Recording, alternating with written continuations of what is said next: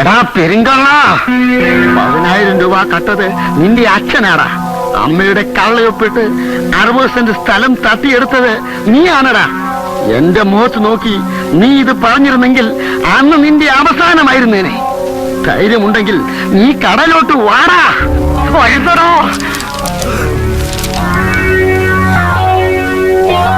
അല്ലെങ്കിൽ നാളെ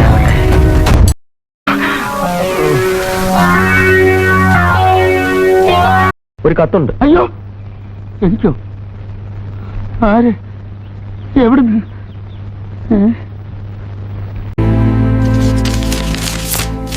നിനക്കെല്ലാം ആളുകൾ കത്തയച്ചു തുടങ്ങിയാടേ. ചുമ്മാ ചായ കുടിച്ചിരുന്നിട്ട് പോണേ.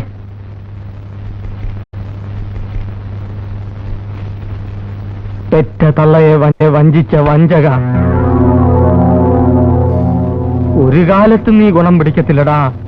കള്ളത്തരങ്ങൾ പറഞ്ഞു വരത്തി എന്നെ നാറ്റിക്കാൻ ശ്രമിച്ചാൽ അതിന്റെ ഫലം നീ അനുഭവിക്കും. എടാ ചീക്കക്കൊടവയറാ, എന്നോട് മത്സരിച്ച് നീ ചായക്കട നടത്തി രക്ഷപ്പെടാമെന്ന് കരുതണ്ട.